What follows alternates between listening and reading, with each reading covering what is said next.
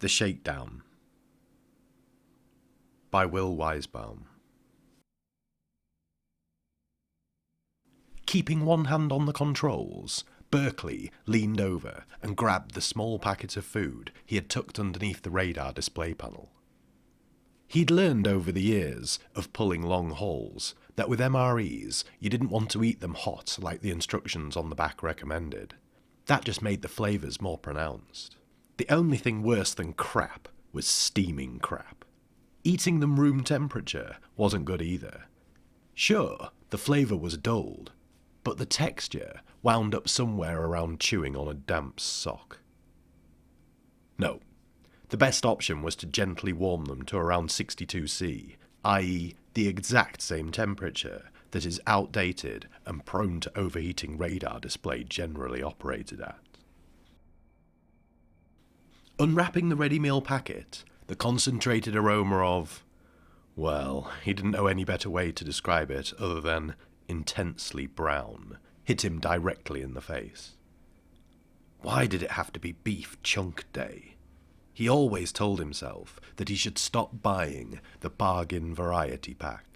It was a lot cheaper, but it invariably ended with him having to force down 3 packs of the beef chunk flavour at the end of the month. All that scraping and saving was going to finally pay off, though. Berkeley thought about just ignoring his gnawing hunger, but with a deal this big, he couldn't risk being distracted and irritable. His original plan had been to treat himself to a nice meal in celebration after his payday came through. But sitting in one of the ArcCorp's notorious traffic jams with no sign of budging made the beef chunks the only option. The local spectrum had been quiet so far on the cause of the backup, but he wasn't too surprised when the alert had first sounded. ArcCorp always seemed to have twice as many landing accidents as any other port of call he visited. A big part of that was due to the sheer number of ships that made their way to the planet every day. More ships, more accidents. Though Berkeley thought that the flight path changing almost every time he visited, thanks to a couple more new skyscrapers being erected, was probably equally to blame. He quickly shoved a large bite into his mouth and distracted himself from the taste by glancing towards the horizon where the skyline of Area 17 beckoned. He was tempted to try his luck landing there instead, but he resisted. Heading there now would mean being placed all the way at the back of the landing queue, and he'd burned enough time already. Plus, his fuel supply was down to almost vapours. Another thing he intended to correct once he got paid. No, better to stay the course and stick it out at Area 18. Plus, now that the acrid black smoke billowing up from the wreck site had begun to clear, Berkeley hoped that air traffic control would start allowing more ships through soon. Just then, 2 ships rocketed past his holding position towards the wreck, their reg tags alerting everyone in the vicinity that they were Blackjack security. He involuntarily tensed at the sight of their flashing lights. That explained what was taking so long. If Blackjack was involved, this wasn't just some hull bender. The company provided most of the security on ArcCorp, so it was safe to say that whatever had gone down was likely of a more sinister nature. Maybe a theft gone wrong, or a particularly bold smuggler. Whatever it was, he didn't like being around this kind of scene. Another Blackjack ship flew past. He might be stuck here even longer than he had originally thought. Reaching over, he reconnected to the local network and refreshed the TDD alert again. His heart sank right along with the trend line on his screen. Just in the time spent here, the dozens of cargo crates stored in his hold had decreased in value. Though Berkeley had accurately predicted that the price of agricium would skyrocket on ArcCorp after the component manufacturer announced that they were increasing production at their factory here, it seemed the market's peak had already come and gone. Even with the buy rate still near the record high, his chance for real profit was rapidly closing. Not that his margins were that big to begin with. He didn't have time to shop around if he wanted to take advantage of the situation, and so he had paid way too much for the Agricium in the name of expedited acquisition. Berkeley had bet pretty much every credit he had to his name, plus a pretty sizable loan, on being able to unload before the bubble burst. After a year of living hand to mouth, barely scraping by, he was ready for something to work out in his favour. His last big trade was when he had correctly guessed that Sakura Sun's Lil Mobs were going to be the must-buy Citizens' Day gift of that year. His rear hatch still had a dent from where a parent had flown off the rails after learning Berkeley had sold out of the popular Mr. Tintle figures. That success should have easily been parlayed into even more, but a couple misdeals, several hundred spoiled bilver, 2 major engine malfunctions, and his very unpleasant misunderstanding with the advocacy last year had left him worse off than when he started. The chunk of gristle he was currently trying to chew his way through served as an excellent reminder of that. It had been hard staying optimistic after basically trying to rebuild his life almost from scratch, but trading had given him something to focus on. If you kept yourself open to opportunity, you could change one thing for something better. That's what he was trying to do with his life.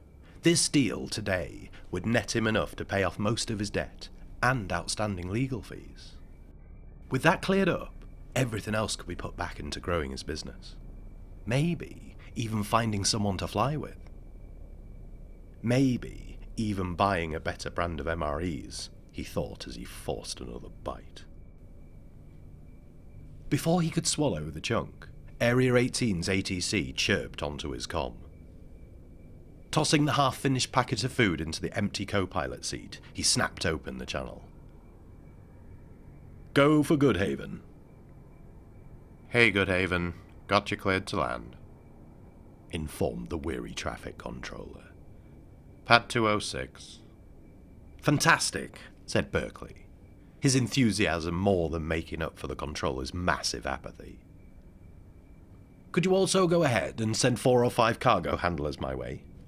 I'm in a bit of a rush." "Well, you picked a pretty terrible day to be in a rush. Won't be able to spare anyone for at least another hour." Berkeley did some quick calculations in his head. How many credits to spare some people sooner? "Out of my hands. We got a full Hull E unloading, and Blackjack commandeered most of our handlers to deal with their mess. So it's going to take a lot more than credits to make a lick of difference. Best I can do right now is have a bot sent to your pad. Anything more than that, you'll just have to wait." The cargo transfer drones were normally fine, but thanks to stringent safety protocols, they weren't the best option when you were hoping to empty a hold of PDQ.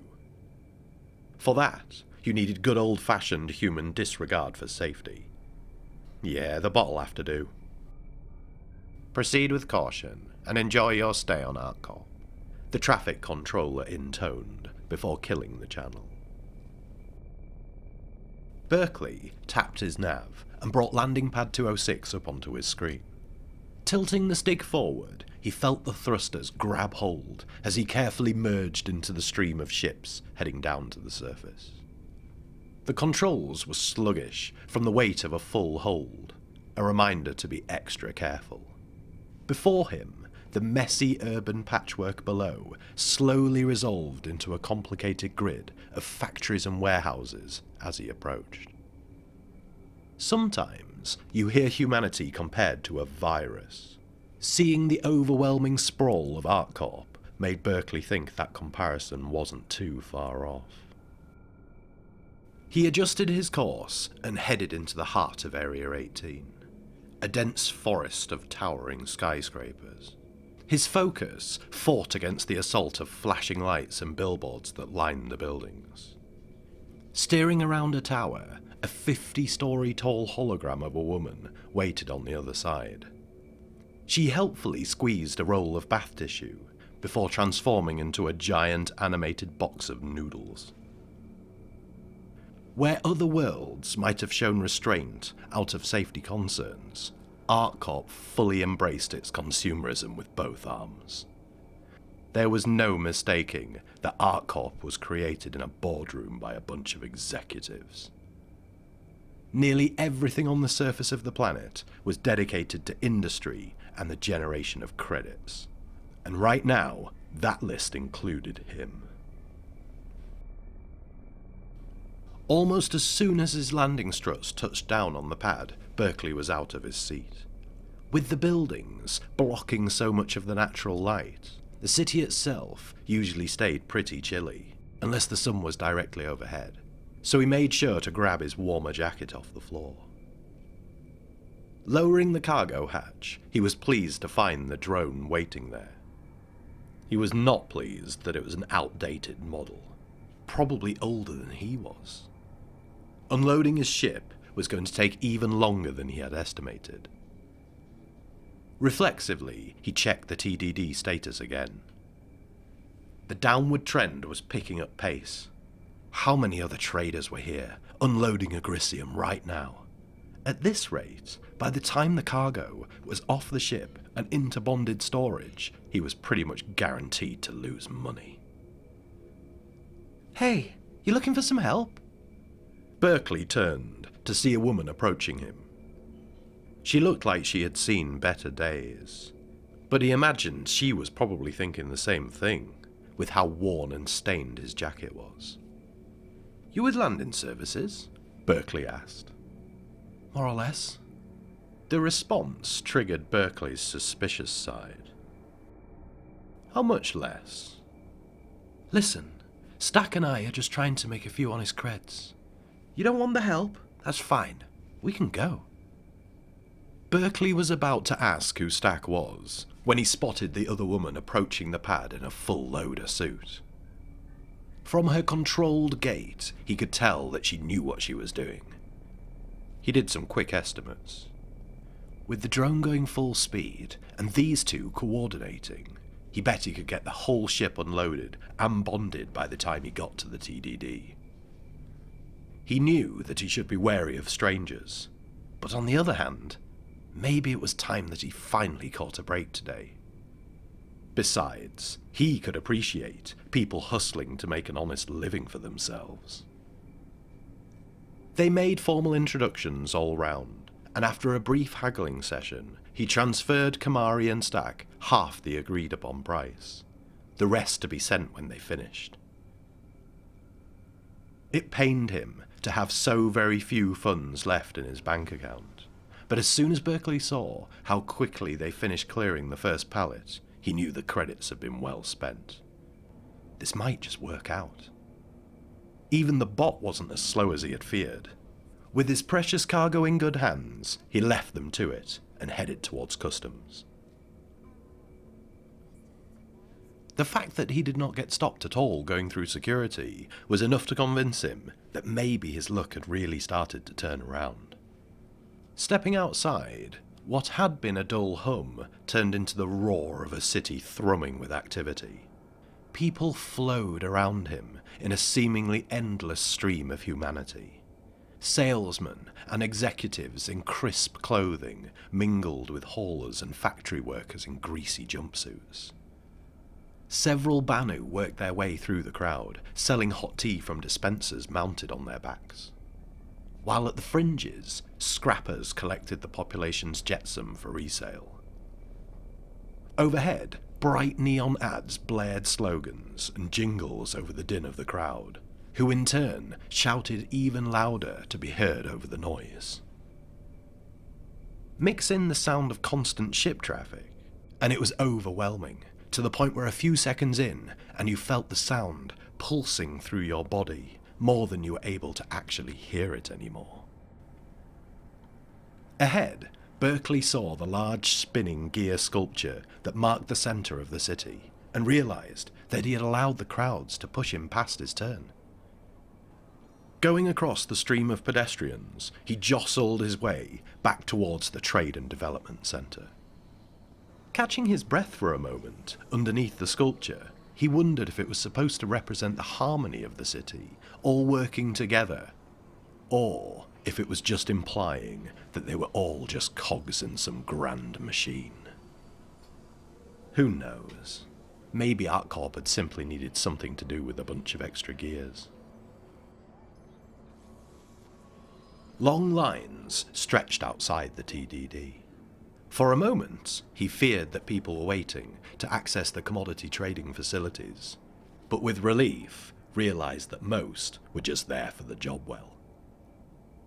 Even with as many opportunities as Area 18 had on offer, it seemed that there were never enough to go around.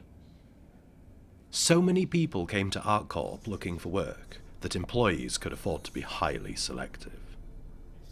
Any opening would have dozens of people competing for the same slot, and even then, they were usually short-term, low-paying gigs. Despite all that, people kept showing up every day. Berkeley was thankful that he had been able to find a path for himself that had, so far, kept him well away from the struggles of trying to survive as a daily worker. With a friendly nod to those waiting, he moved quickly past the lines and into the TDD itself. It was a surprisingly grand room to hold so many people arguing. The high sweeping ceiling swallowed up the sounds of trades being negotiated at a furious pace. His eyes found Agricium on the large ticker board and happily noted that the price actually had levelled off. It wasn't going to be as big of a score as he had originally hoped, but all said and done, he was going to come away with a nice, tidy profit.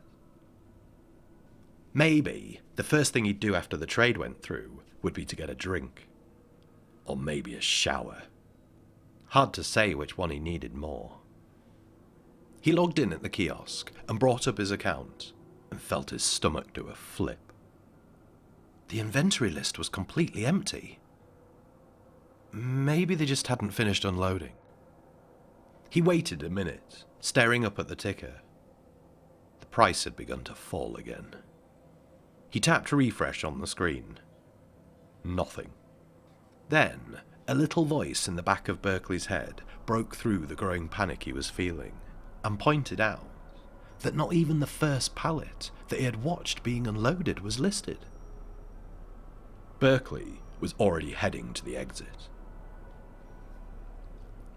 Sure enough, upon returning to Pad 206, he found Kamari and Stack were gone and that his ship had been emptied. The Blackjack security officer, who showed up a few hours later to take his report, verified as much. "Yeah, looks like they took all of it," said Officer Frobisher, shining a flashlight unnecessarily around the hold. "A little free advice for you. Next time, stick to hiring verified workers." "I'll try to remember that," said Berkeley. "What do you think the odds are at recovering my property?" "Well, that's up to you now, isn't it?" "How do you figure?" "Finding lost property isn't easy. We're looking at a lot of hours investigating, talking to suspects, hunting down clues and whatnot. That all costs credits," explained Frobisher. "Are you seriously trying to shake me down?" "Not sure what you're implying, sir. I'm just trying to see that justice is served to the best of my abilities. Would be a shame if I got distracted," said Frobisher, walking down the ship's ramp towards Berkeley. "For example, says here that you were arrested for smuggling years back. Can't help but wonder if that has anything to do with what's going on here. How do I even know if there was any cargo here in the first place? Hell, this whole thing could be some insurance scam you're trying to pull." Once he heard his smuggling record mentioned, Berkeley knew he had two options here. One, he could keep protesting and probably be brought in as a suspect. Once in custody, chances were he could get out eventually. But with his past, and the fact that all the law here was handled by private security contractors like Blackjack, it made that a riskier proposition than it should be for an innocent man in the Empire. Funny thing was, Berkeley didn't even have insurance on the cargo. Not that it would really matter. They would just find something else to pin on him, and the result would still be not getting his property back. He had been incarcerated once in his life, He wasn't going to let it happen again. The other option was giving Frobisher a bribe. Berkeley guessed that he didn't have enough credits to actually get his case investigated, but maybe he would have enough to get Frobisher to back off. It shouldn't have surprised him that on ArcCorp, even the cops were a for-profit institution. In the end, the bribe actually took less money than Berkeley would have guessed, but still enough that he was now officially broke. He had always thought that his throw caution to the wind attitude was one of his better personality traits, but now, lying in the dark cot of a ship he couldn't afford to fly, he was starting to second-guess himself in a very unhelpful way. He probably should have gotten the insurance instead of doubling down on the cargo. He probably shouldn't have hired 2 random people to unload his ship without thoroughly vetting them. He probably shouldn't have agreed to deliver a package for a friend, and all those months ago, without knowing exactly what was inside of it. A few hours ago, he had arrived on ArcCorp with a ship full of possibilities, and here he was, destitute. He owned his own spacecraft, but didn't have enough credits to pay off his landing fees. Plus, even if he did, he didn't have the funds to buy fuel to fly anywhere. He couldn't borrow money because he had maxed his credits. He could try to get a job, but with his record, and now no ship, there was little work he was qualified for. The contracts he could get were sure to be barely enough to live off, let alone get off-world. He could maybe find someone to buy his ship. That would net him some credits. But then he'd still be stuck here, without a job, and no place to sleep. There was at least still one thing he could accomplish today. Pushing himself off the bunk, Berkeley turned and went to blow the last of his money on a drink.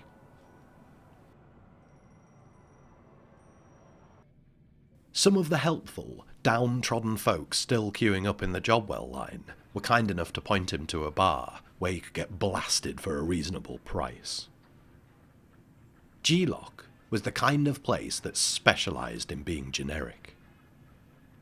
There were Sartor Ball posters on the wall, a near-empty dance floor playing popular music from 5 years ago, loud enough to keep conversations private, and the drink options ranged from cheap and drinkable to top-shelf bottles kept mostly for show.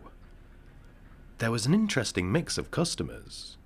2 people surrounded by bags and boxes, toasted to their successful shopping trip. An old vet sat by himself at a high-top table, laughing loudly at the muted commercial on the vid screen. Crowded into the corner booth, a gaggle of factory workers in matching ArcCorp uniforms, silently contemplating their beers. Berkeley sat at the bar, nursing a serviceable tequila reposado and watching a drunk hauler flail on the dance floor, all by himself. He asked the bartender to top him off with ice, hoping to make the drink last just a little bit longer. To his surprise, the bartender added ice and a little more tequila. "On the house. No one around here drinks the stuff anyway." "Thanks. You have no idea how bad I needed that." "Tough day?" Even though he felt a little cliché for doing it, Berkeley wound up telling the bartender the whole story of how his entire life went pear-shaped. Rather than provide some sage wisdom to help him cope, the bartender gave Berkeley a friendly nod and went off to help another customer. You knew your problems were serious when even a bartender looked grim. "You know where you went wrong?" Berkeley turned to face the grizzled woman sitting next to him. She, however, continued to carefully watch her red wine as she swilled it round the glass. "I know exactly where I went wrong. Several times over, in fact," he answered. "You thought those blackjack bastards would actually do anything to help you? Fat chance." She took a large gulp of wine. The only ones they look out for are themselves. A lot of people learn that lesson the hard way. Yeah, tell me about it. Wasn't talking about you. The drunk dancer stumbled and knocked over a glass with a loud crash. The bartender swore under his breath and went to clean it up. Once the bartender was out of earshot, the woman leaned in closer to Berkeley and said, "If you're serious about getting your cargo back, I might know someone who can help. I don't have any money to pay for help." "She doesn't work that way. You said you did some smuggling, right?" Well, I said I got arrested for smuggling once. But that's not me. I trade clean. And how's that been working out for you? The sting of this assessment hurt more than Berkeley could care to admit. He had tried to live his life right, and all it had netted him so far was the social equivalent of a back alley shakedown. Fine, I'll bite. Who is she? She likes to say she's a freelance time manager. But what's important is that there isn't much going on in Area 18 she doesn't know about. Hell, she might be arranging the sale of your cargo right now anyway. Come on, I'll introduce you. With that, the woman killed her drink and slid off her stool. She went to the door and turned, waiting to see if Berkeley was going to follow. Berkeley himself wasn't sure if he was going to follow or not. The first time he had become a criminal, it had been an accident, one that it seemed like he had been paying for over and over again. Maybe it was time that he got a little payback of his own. Berkeley tilted back his drink, but it was already empty. He put the glass down, tipped the bartender with his last credit, and throwing caution to the wind, stood up to follow.